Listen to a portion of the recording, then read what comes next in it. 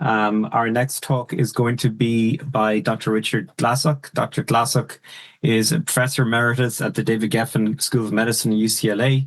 Has an incredible curriculum vitae that I think everyone should be aware of if they're not. Graduated from UCLA School of Medicine in 1960, has published over 750 original papers, past president of the American Society of Nephrology and the National Kidney Foundation, and the past chairman of the American Board of Internal Medicine, and has been coming to give these talks to us for many, many years, and we greatly appreciate you coming back again, Dr. Glassock. It's absolutely fantastic to see you. I'm looking forward to hearing this update as I do every year. Well, thanks for that nice introduction, and it's a pleasure to be back. Obviously, Boston is my nephrologic hometown, and Harvard has a great and the Brigham have a great position in my memory. So thanks again for having me back. I really appreciate it. The topic this morning will be on the management of hypertension and CKD, with a substantial focus on intensive or standard regimens or targets, whichever you want to view. And I could have added to this title the issue of guidelines. Do they help? So let's move on. Here's my bio, which you've already heard. I have nothing to disclose relative to this topic, and I'm going to be covering 4 areas. First of all, is hypertension a cause or a consequence of CKD, or both? What is the impact of intensive and standard blood pressure control on incident CKD and its progression to end-stage disease? Fourth, how do clinical practice guidelines address this issue, both in diagnosis and treatment of CKD, or hypertension CKD? And finally, I'll try to summarize, mention a few novel approaches to the problem in the early stages. There are a number of axioms or principles that I would like to begin with. These have been recently reviewed in 2 very nice reading material, and I have embedded the reading material throughout the talk, so the references will be useful to you in the future. First of all, and I think all of you know this, that elevated blood pressure is very common in CKD and tends to worsen as kidney function declines.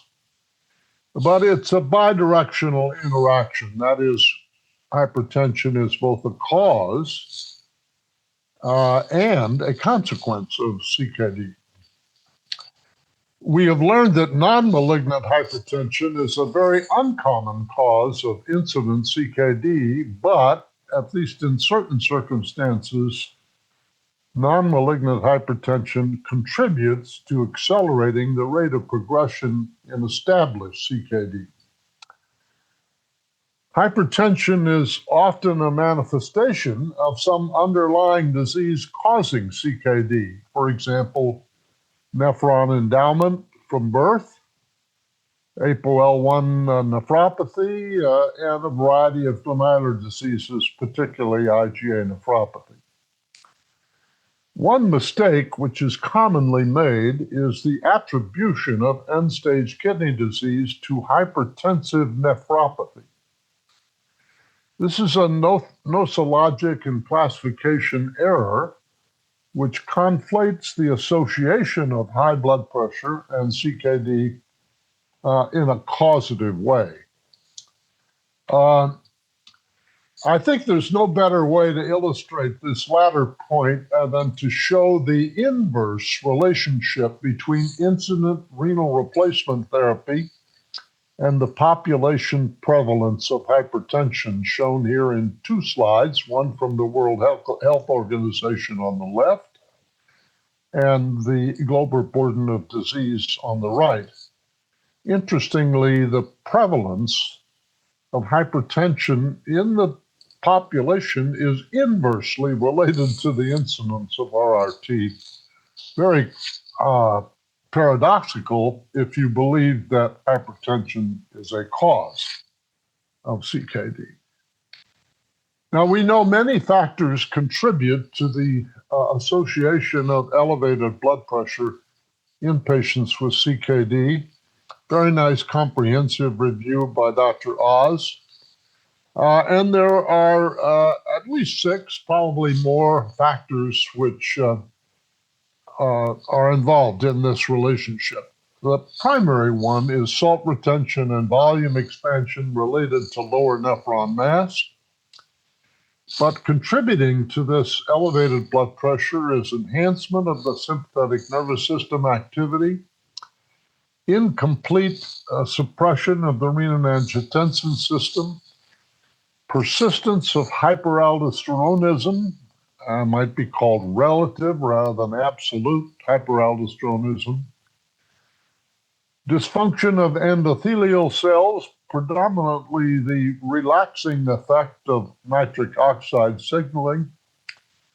And in advanced stages of CKD, there is increased vascular stiffness due to collagen cross-linking, perhaps also vascular calcification. This impacts mainly systolic blood pressure and pulse pressure. So let's move into the heart of this subject material, that is blood pressure control, either intensive or standard targets in patients with and without CKD.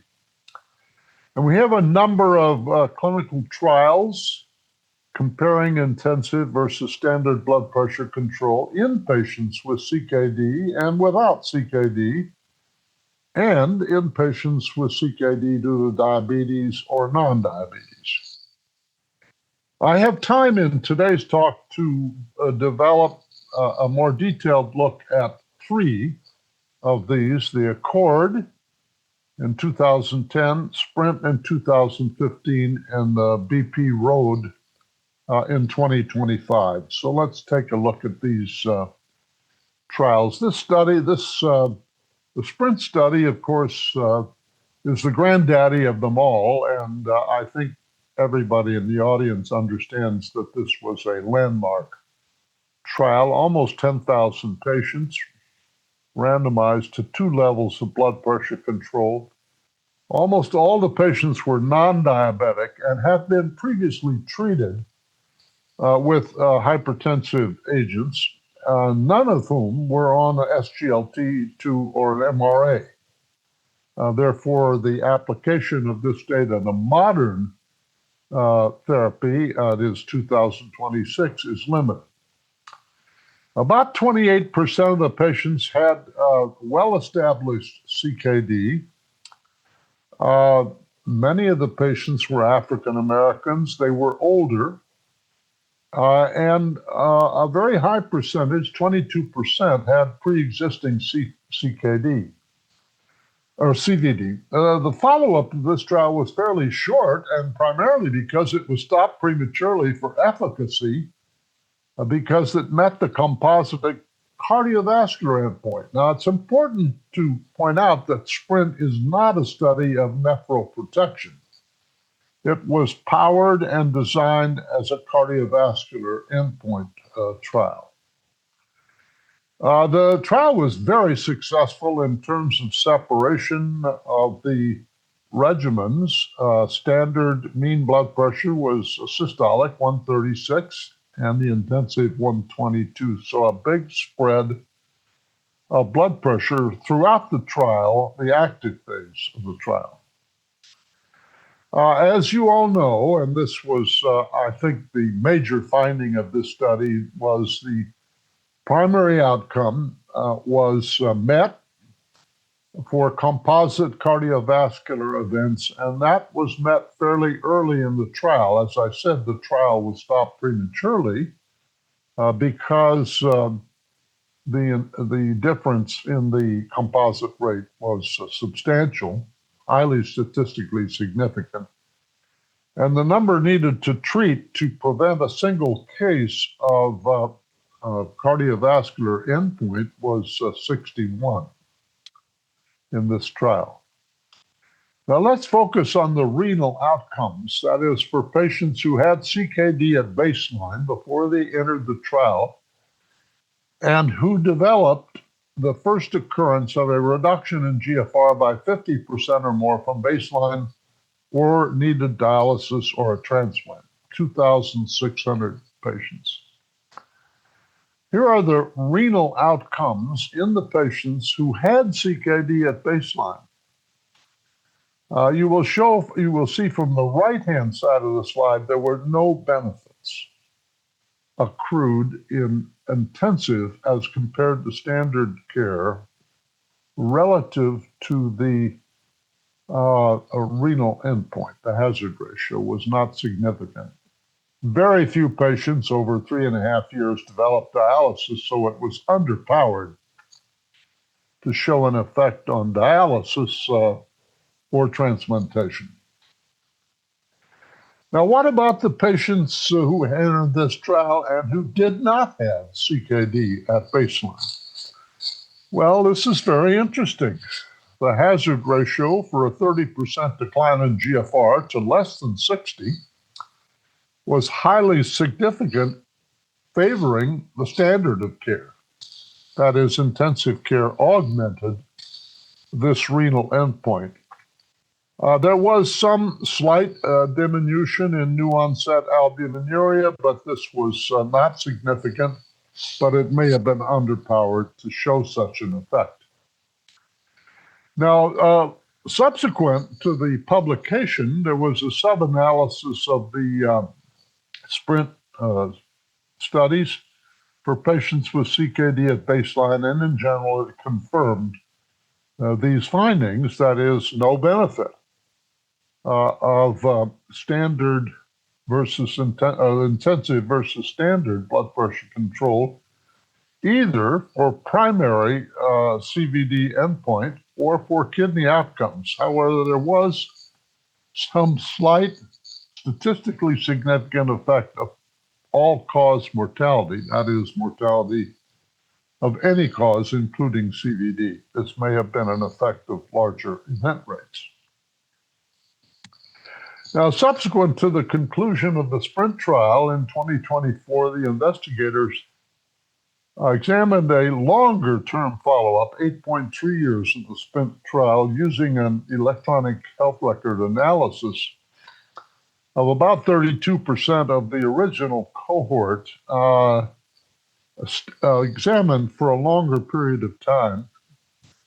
And indeed, there was some evidence of effect, and perhaps that intensive treatment was associated with a higher risk of greater than 30% decline during the interventional phase, but no such decline was seen during the observational phase, that is, after the study was concluded. This is interesting, and it suggests the possibility that the early hemodynamic effects of a decrease in blood pressure may not necessarily result in a long-term alteration in renal function. Now, what about a comparison of diabetic versus non-diabetic subjects with CKD? And there was a secondary analysis of the SPRINT study, which was non-diabetic, and the ACCORD study, showing a difference in the effect of intensive versus standard. And in fact, in the diabetes patients, intensive treatment augmented the development of incident CKD. So in fact, it was not more effective, but it was less effective, and in fact, possibly harmful in the diabetic subjects with CKD versus non-diabetic CKD. Now, the latest trial, the BP ROAD trial, examined intensive versus standard blood pressure control in type 2 diabetes mellitus. It was conducted in China, 12,000 patients, Relatively few had an eGFR less than 60, so it was not well powered to study CKD specifically. But a very high fraction of these patients did have evidence of a diabetic kidney disease with elevated albuminuria. And here are the composite CVD outcomes in patients with and without prior CKD. Here shows that the CVD outcomes tended to be improved in patients without prior CKD, but there was no such improvement related to intensive blood pressure control in the patients with CKD at baseline, somewhat confirming the findings of SPRINT. What about CKD outcome? Well, as with SPRINT, CKD progression was more common in the intensive treated patient. Remember, this is diabetics, not non-diabetics. CKD development, incident CKD was similar, and incident albuminuria tended to decrease. Now, the fact that incident albuminuria decreased and CKD progression was higher implies that a longer-term effect might be evident if the study had been prolonged, that this acute effect early in the trial is largely a hemodynamic effect of blood pressure, intensive blood pressure control on GFR.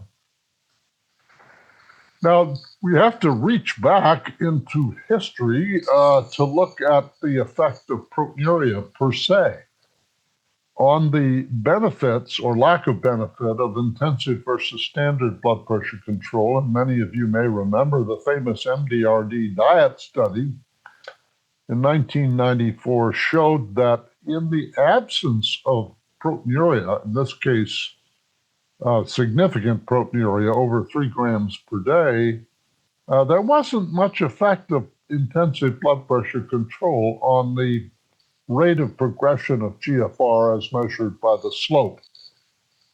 Shown here in blue are the usual blood pressure targets, and in red, the low blood pressure target. And you will note that there is only a real clear beneficial effect of lower blood pressure targets in patients with proteinuria, particularly marked proteinuria over 3 grams per day. Now, those were not patients that were studied in either SPRINT or ACCORD.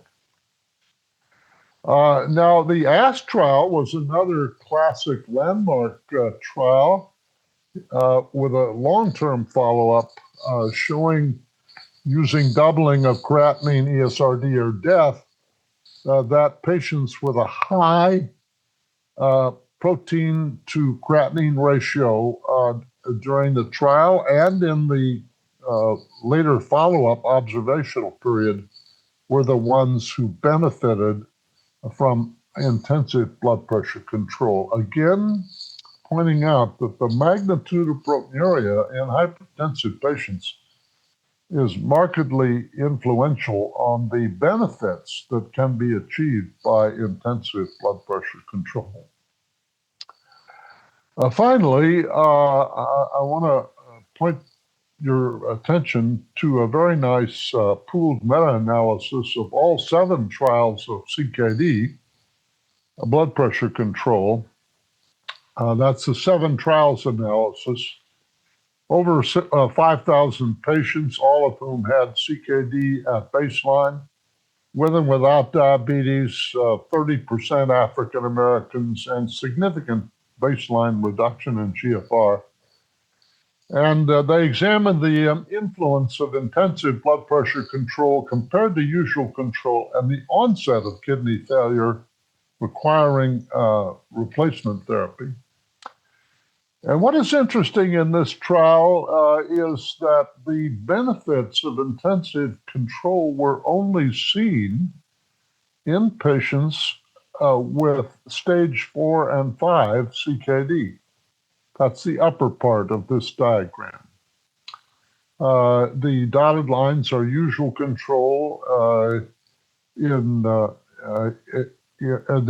dotted lines show the intensive blood pressure control, and the solid lines or interrupted solid lines show the in stage 3. So the stage of CKD may have an influence on how beneficial intensive care is, and it seems to be more beneficial in the later stages of CKD. I haven't looked here specifically at the causes of CKD, for example, IgA nephropathy, but there is a very nice series of information on the polycystic kidney disease patient.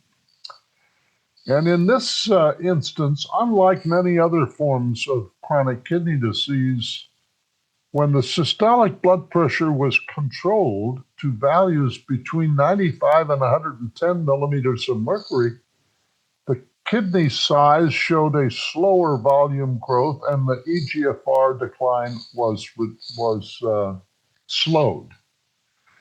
Now, a post-hoc analysis of the HALT-PKD trial showed that this effect was largely due to the magnitude of blood pressure control, not the effect of dosage of the RAS inhibitor.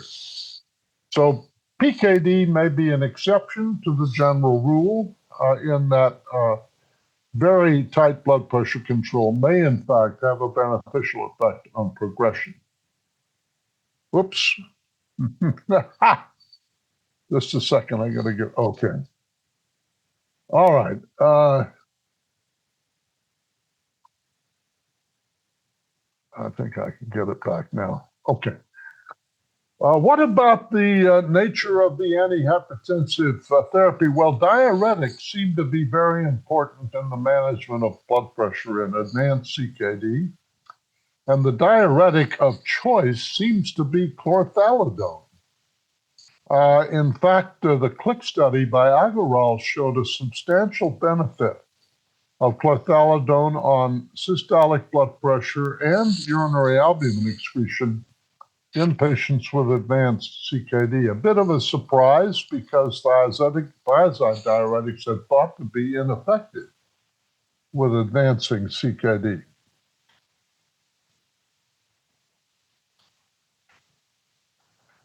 Okay, now I'm back in. Okay. Now let's move on to guidelines and to illustrate how this information has been interpreted into practice guidelines. Well, the first guideline was November 2017, the ACC-AHA. This was a guideline developed mainly by cardiologists as there was no nephrology participation in the development. And as shown on the right, this landmark guideline from the ACC, American Heart Association, changed the definition of categories, and that normal blood pressure was 120, less than 120 systolic and less than 80 diastolic. And elevated blood pressure was regarded as intermediate between 120, 129, and 80 millimeters of mercury. And then stage 1, our hypertension was divided into 2 stages, stage 1 and stage 2, depending upon the severity of blood pressure. Now, for these kinds of hypertension and chronic kidney disease, the ACC-AHA developed a goal of less than 130 over 80. And they chose an ACE inhibitor as a first level treatment, particularly with stage 3 or higher, and particularly with albuminuria, use of an ARB can be reasonable if an ACE inhibitor is not tolerated, but an ACE inhibitor was the preferred antihypertensive management. The problem with these guidelines is that they were never subsequently endorsed by general practice, such as the ACP or AAP. The guidelines were based on automated blood pressure measurements, not casual office-based measurements. They were largely expert opinion. They did ignore the dangers of very low diastolic pressure in patients with CVD, particularly ischemic heart disease. And they did mention that in very low-risk patients, that is, at low risk for cardiovascular disease, that a target of less than 140/90 was a reasonable target. The side effect of these guidelines were they created 31 million new hypertensive patients eligible for pharmacologic treatment with billions of added costs and burden to PCPs. So this was a guideline that was not very popular with the general physicians.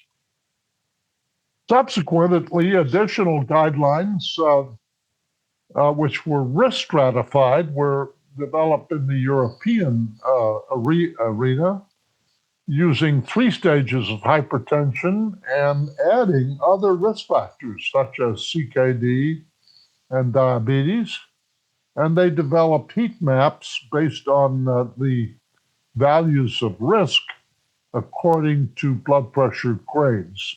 And this was a very valuable addition because it introduced the concept of risk stratification in the choice of management.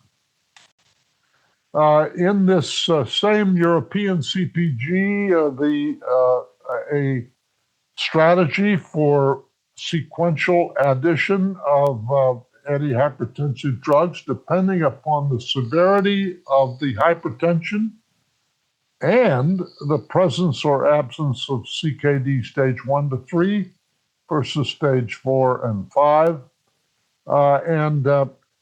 They also examined the benefits of resistant hypertension through the addition of spironolactone or other non-steroidal mineralocorticoids, and in the patients with more advanced CKD, the use of chlorthalidone as the preferred diuretic.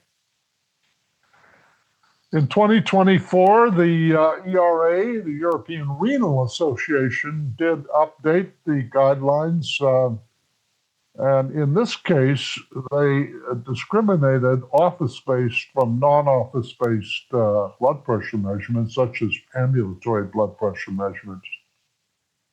And they, like the earlier ACC, chose a target of 130 millimeters of mercury for systolic blood pressure. And I emphasize in red that the ERA did not recommend a target of less than 120/80 millimeters of mercury in patients with CKD.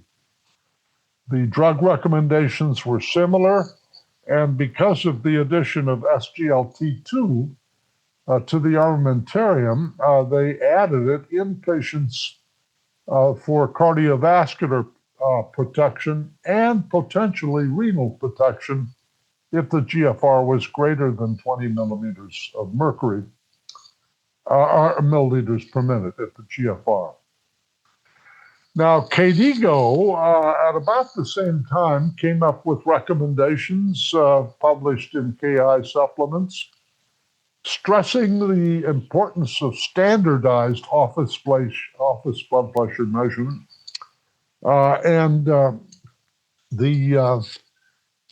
They created a system whereby standardized office-based blood pressure measurements could be assured.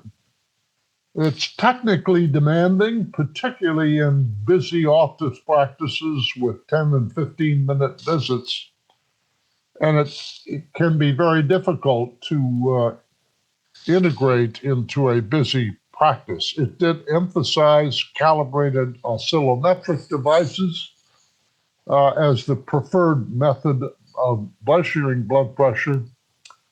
and included these other definitions. The important difference of the KDIGO practice guidelines is that they recommended a treatment of patients with CKD to a target blood pressure of 120 millimeters of mercury. Please note that the evidence level for this recommendation was 2B, and that the European Renal Association did not agree.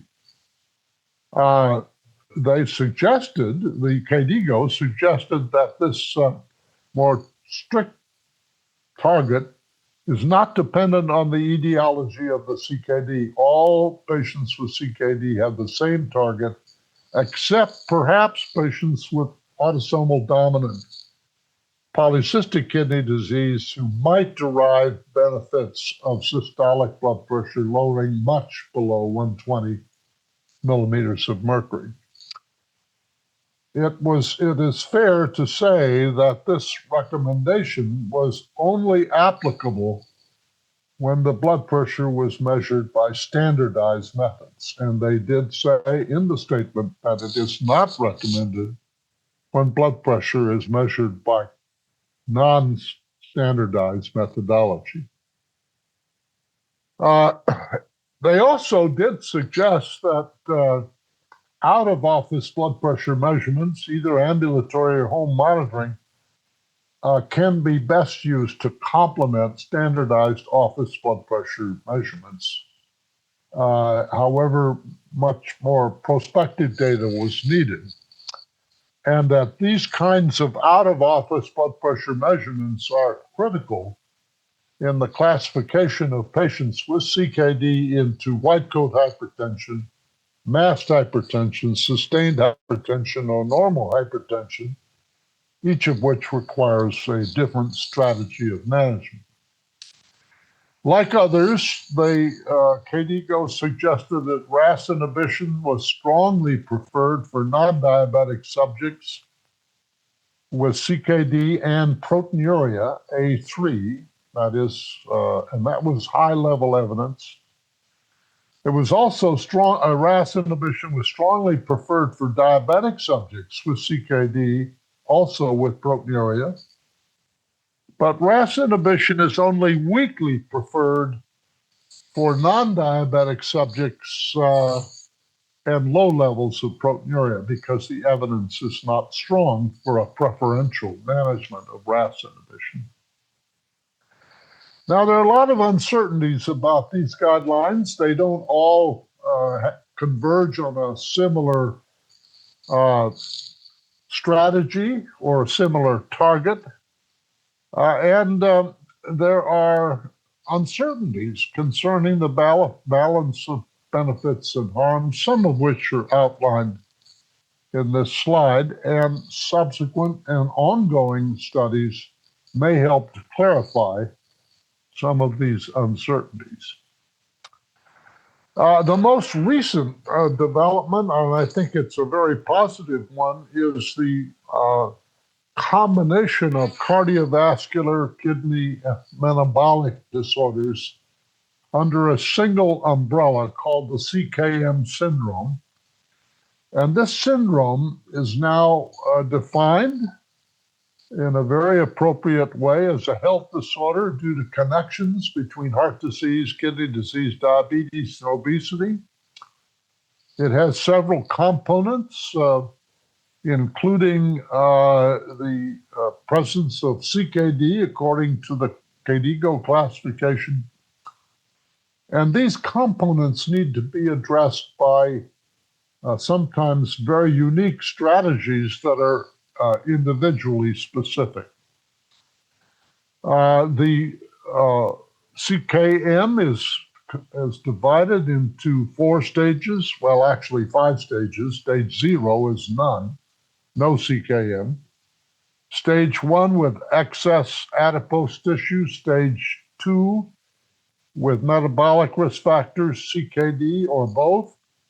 Stage 3 is subclinical CVD in the syndrome, and stage 4 is advanced clinical CVD and CKM syndrome, and each stage requires an individualized approach to therapy. This is a bit of a move in the direction of precision medicine, and a very nice heat map has been developed for the risk stratification of patients with the CKM syndrome based on proteinuria and EGFR. These heat maps lead to a direct decision about treatment and referral from primary care to nephrologic care. In the stage 2 level of CKM, where CKD becomes a part of the diagnostic criteria, the recent version of the American Heart Association, American Society of Nephrology CKM strategy is that the threshold for pharmacologic management of high blood pressure is 130 over 80 millimeters of mercury or above, not 120. And it recommends RAS inhibition and diuretics, particularly chlorthalidone, as the first choice. And not surprisingly, because of the component of diabetes and obesity, it emphasizes the use of SGLT2, GLP-1 receptor antagonists, and non-steroidal mineralocorticoids for patients with CKD, diabetes mellitus, and the metabolic components of the CKM syndrome. Now, as you know, we are beginning to see a number of combination therapy approaches to type 2 diabetes mellitus with CKD. This slide is a reproduction of the Confidence trial reported in the New England Journal of Medicine. This is a combination of empagliflozin and finerenone. These two drugs given separately are somewhat effective in blood pressure lowering and in a change in GFR. But when given together, they have rather dramatic effects, acutely on lowering GFR and then subsequently slowing the rate of progression. But this seems to be largely a phenomenon of better blood pressure control, shown in panel D, which is the change in systolic blood pressure with finerenone alone in yellow, empagliflozin alone in blue, and the combination of the two drugs shown in green. And the combination of these two drugs seems to have a rather striking change in systolic blood pressure, which of course, not surprisingly, is associated with an acute loss in GFR, but also a rather significant effect in the urinary albumin to creatinine ratio shown in panel A. And such combinations of empagliflozin or flozin-type drugs and non-steroidal mineralocorticoids may soon become the standard of care for the blood pressure management of patients with type 2 diabetes and hypertension. In conclusion, I want to emphasize that this is a dynamic field, as there are many, many novel approaches to the treatment of hypertension and CKD, including renal denervation, endothelin receptor antagonism, such as atrasentan and sparsentan, aldosterone synthetase inhibitors, such as baxdrostat, and second and third generation non-steroidal mineralocorticoid receptor antagonists. Not many of these have been studied in randomized controlled trials in patients specifically chosen with CKD, but I look forward to additional reports in the literature as to the potential efficacy in these drugs going forward in management of CKD. There are a lot of sobering facts that we need to be aware of, and there are far too many patients, American and patients around the world, with hypertension who are not at guideline stated goals. 80% of adults in the NHANES survey had hypertension above the stated goal of blood pressure. 61% of these were not taking any medication. And the paper just published yesterday, which is not included in my slide deck, 4 out of every 5 patients with CKD in the state of Massachusetts, as studied in my Mass General Brigham authors, are not at goal blood pressure with CKD. This is an unfortunate reality that translation of guidelines and information from randomized controlled trials to the actual practice of medicine is far from ideal. This represents a major shortfall in the application of knowledge to daily practice. My take-home messages are in the next 2 slides. I'm sure you all understand that elevated blood pressure is common in CKD, but it's more a consequence than a causal association. And incident CKD in hypertensive subjects is more often due to undiagnosed causes of CKD than hypertension itself. Having said that, elevated blood pressure does contribute to CKD progression, but this is more evident in the later stages of CKD. And we're doing a very poor job of controlling blood pressure to well-accepted goals in CKD and other diseases.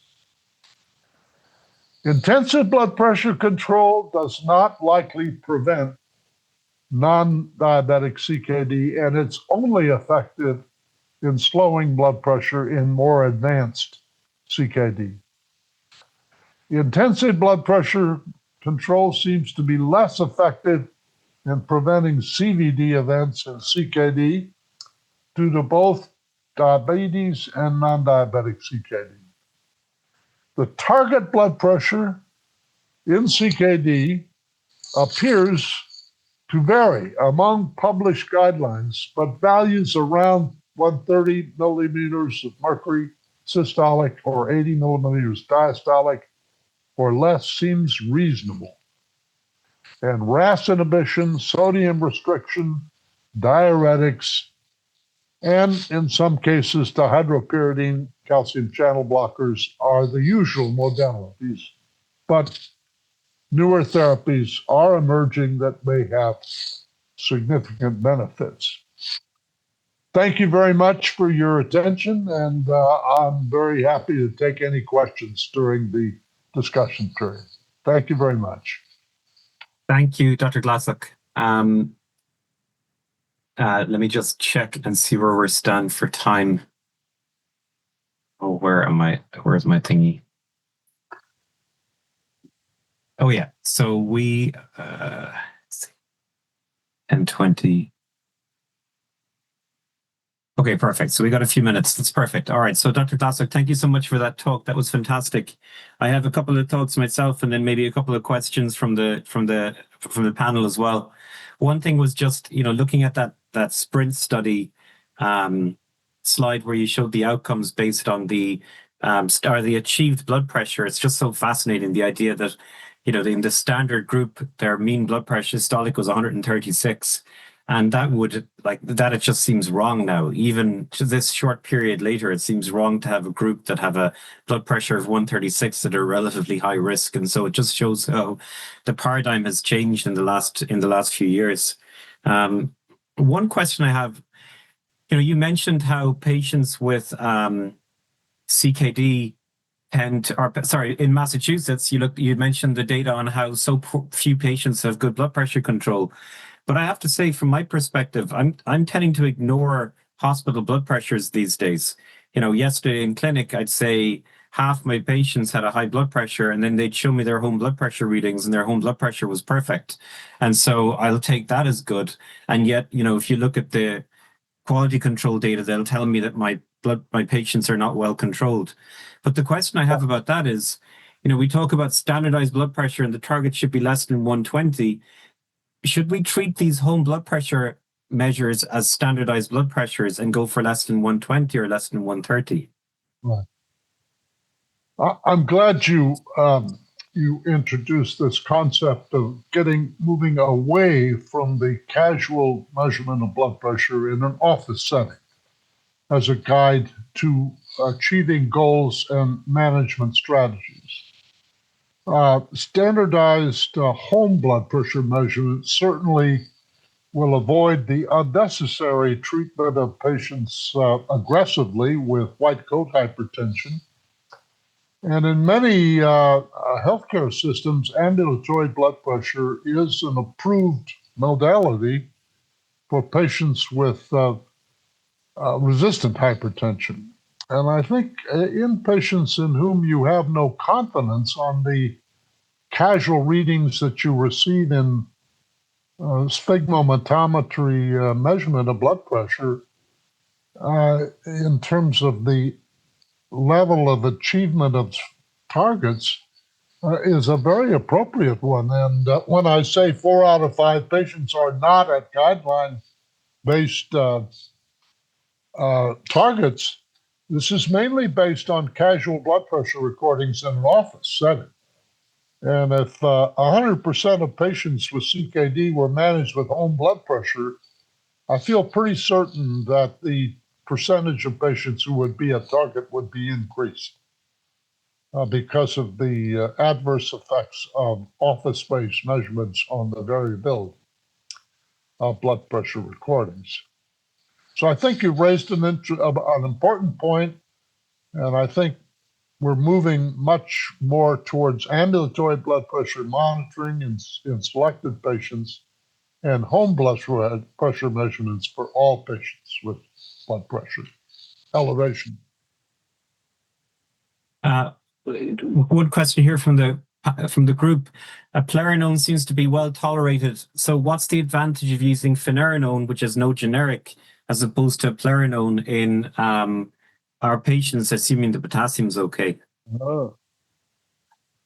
Well, the use of nonsteroidal and mineralocorticoid antagonism in CKD is undergoing some continued evaluation. As you know, last week's New England Journal of Medicine showed the result, at least in part of the FIND study, in IgA nephropathy, in which these nonsteroidal anti-inflammatory agents seem to have an anti-proteinuric effect, and they seem to improve eGFR slopes. Whether this is an antihypertensive effect or a direct drug effect on the progression of the underlying CKD needs to be examined more critically. Patients who receive finerenone plus SGLT2, as I've shown you, tend to have more blood pressure lowering effects. And if they have advanced CKD or they have marked proteinuria, this could certainly contribute to a slowing of GFR slope. I think going forward, combination therapy with SGLT2 and nonsteroidal mineralocorticoid antagonism is a likely useful development. We need more data on long-term benefits in terms of hard endpoints like prevention of end-stage kidney disease. But so far, it looks very encouraging that this kind of combination therapy may be the way to go in the future. Do you think we should be treating white coat hypertension? What? Do you think we should be treating white coat hypertension? Well, patients with white coat hypertension do have an increased risk of cardiovascular disease. So it's important to identify. Now, will treatment specifically prevent cardiovascular disease? The SPRINT data tends to suggest that it will. in the absence of CKD, but a patient with CKD and white coat hypertension, I don't know. Whether specific treatment of white coat hypertension, that is hypertension in the office and normal tension on home blood pressure recording, will have any benefit, that's an unknown question.